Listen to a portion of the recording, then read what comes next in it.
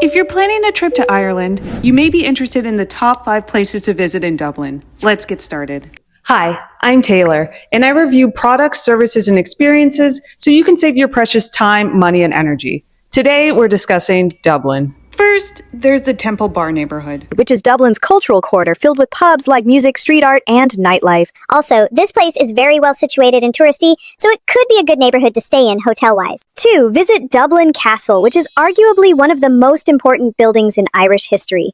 Technically, it's a government complex, but it's also a tourist attraction. And to be there in person is marvelous. It's almost like an Irish palace of Versailles. 3. Visit the Guinness Storehouse. Book that in advance. It is popular, and let's see that next. Ireland is the home of Guinness, and the Storehouse tour is like the chocolate factory. There are multiple types of tickets you can get, and the most basic is just a self-guided ticket, which allows you entry at a certain time, and to see the factory museum, which shows you how they produce Guinness. It starts months before in fields and farms.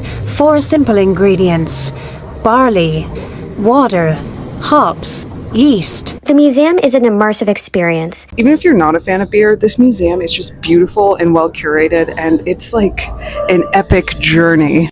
Even the most basic ticket allows you access to a tasting. And at the top there is the beautiful Gravity Bar, where you use your entry ticket to get a full-sized Guinness. And they also have 0 alcohol Guinness, so there's that, and soft drinks. Hey, I just wanted to point out that I have a full-length vlog series on this topic that you can check out in the link in the description if you're interested.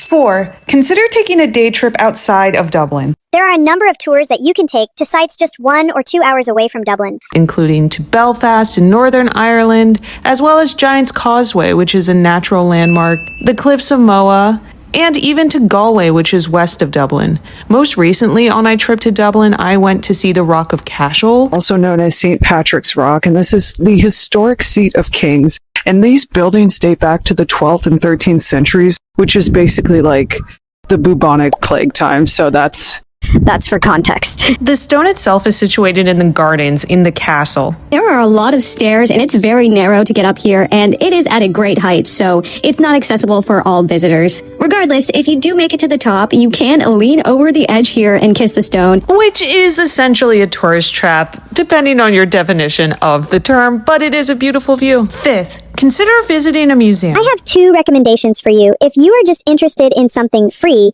I would consider visiting any of Ireland's national museums. There are a number of them scattered throughout the city, so if you're nearby to one, it could be a fun thing to visit, especially if you catch yourself in Dublin on a rainy or otherwise unpleasant day. Also, you may want to consider visiting EPIC, the Irish Emigration Museum.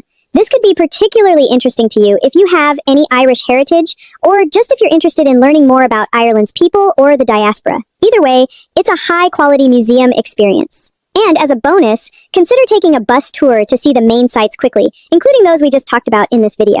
Also, if you're interested in any of the bus tours that I took in Dublin or on the excursions, consider checking out the links in the comments. So what did you think? Have you been to Dublin? Are you planning to go? What are your thoughts? Let me know in the comments, and thanks for joining.